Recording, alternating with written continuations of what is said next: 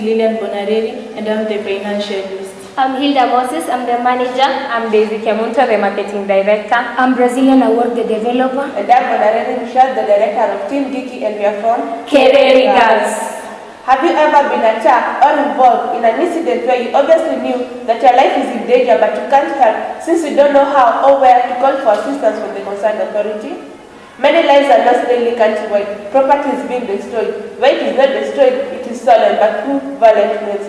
Insecurity has led to downscaling in some cases, outright closure of business premises, and loss of jobs. Insecurity started during the time of bomb blast in the year 1998, followed by Mugiki killings, post-election violence, cattle rustling, and the current killings of Al-Shabaab. Attacks at the Riverside Asit D2 and Garissa University led to loss of many innocent lives and property destruction. The capacity of the state to deal with the growing insecurity seems to be deteriorating. There is also a growing perception that the little capacity done is devoted to the compensation and protection of the selected few. We, Team Geeky, have decided to come up with a mobile application that will help the citizen feel and be safer. Safe Kenya is a mobile application that 1. Educates the public on security and safety measures, 2. Gives provision to report any security incidents, and 3. Enables the public to report any suspicious item or persons immediately spotted. The application database is directly linked to the local authorities through the county commissioner and the county police commander, who works with the sub-county police commander and the officers commanding stations, OCS. The system is integrated with Global Positioning System, GPS, to automatically record the location of the victim. Safe Kenya has a simpler user interface for easy navigation and easy understanding.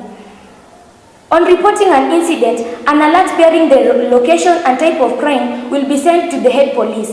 On cases such as rape, kidnapping, knife attacks, and domestic violence, an alert will be sent to the head police, area chief, and the area assistant chief simultaneously. USSD Gateway is also integrated to help those who cannot access the internet and the smartphones. The target market of our app is the local Kenyan government.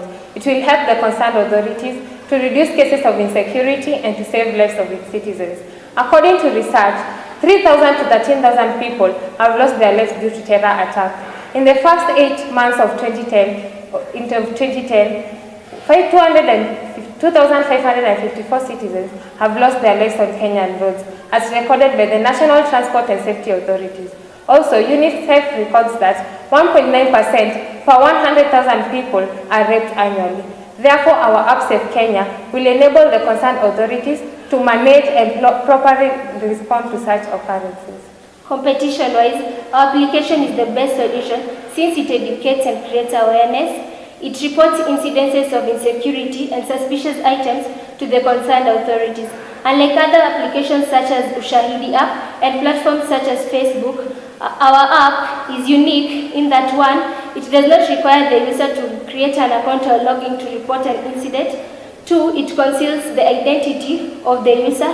3, it reports directly to the concerned authority. And lastly, it does not expose one's personal information to the public in cases such as domestic violence.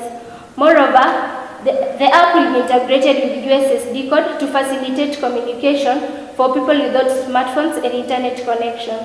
Safe Kenya app will be downloaded and used at no cost.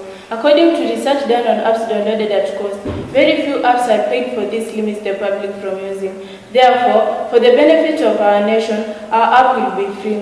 However, the government will pay monthly service fee to facilitate the growing of our business as we continue upgrading our apps for better services. After implementing our app in Kenya, we are planning to sell to other countries. This app is also open to funding from well-wishers and donors too. It feels good to be secure. Safe Kenya. Be safe, stay safe. Thank you.